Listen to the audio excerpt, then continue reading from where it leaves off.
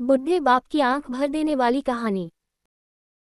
एक 80 वर्षीय व्यक्ति अपने 45 वर्षीय उच्च शिक्षित बेटे के साथ अपने घर में सोफे पर बैठा था। अचानक उनकी खिड़की पर एक कौवा बैठ गया। पिता ने अपने बेटे से पूछा, यह क्या है? बेटे ने जवाब दिया, यह एक कौवा है। कुछ मिनटों के बाद पिता ने अपने बेटे से दूसरी बार पूछा, यह क्या है? बेटे ने कहा, पिता, मैंने अभी आपको यह एक कौवा है कहा है। थोड़ी देर बाद बूढ़े पिता ने फिर से अपने बेटे से तीसरी बार पूछा, यह क्या है? इस समय बेटे के स्वर में कुछ जलन महसूस हुई। तब उसने अपने पिता से झुझलाते हुए बोला, यह एक कौवा है, एक कौवा।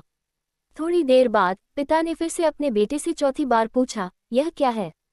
इस बार बेटा अपने पिता पर चिल्लाया, आप मुझसे बार बार एक ही सवाल क्यों पूछते रहते हैं? हालांकि मैंने आपको कई बता चुका हूं कि यह एक कौवा है, क्या आप इसे समझ नहीं पा रहे हैं? थोड़ी देर बाद पिता अपने कमरे में गए और एक पुरानी डायरी लेकर वापस आए, जिसे उन्होंने अपने बेटे के जन्म के बाद से बनाए रखा था। एक पेज खोलने पर उन्होंने अपने बेटे को उस पेज को पढ़ने के लिए कहा।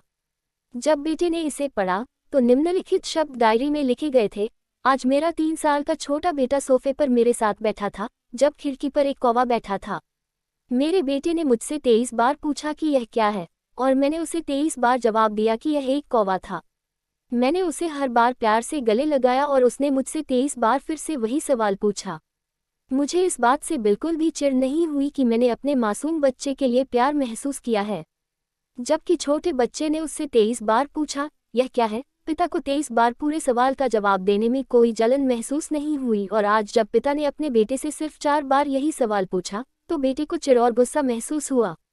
इसे पक्का उस बेटे को अपने किए गए व्यवहार का पता चल गया था, जिससे चलते अब वह मन ही बहुत शर्मिंदा हो रहा था। शायद उसे अब किए गए अपने बूढ़े पिता के प्रति व्यवहार पता चल गया था। इसलिए यदि आपके माता पिता जब बुढ़ापे में होते हैं, उन्हें न तो पीछे छोड़ें और न ही उन्हें एक बोझ के रूप में देखें, बल्कि उनके साथ एक दयालु शब्द बोलें, शांत, आज्ञाकारी, विनम्र और उनके प्रति दयालु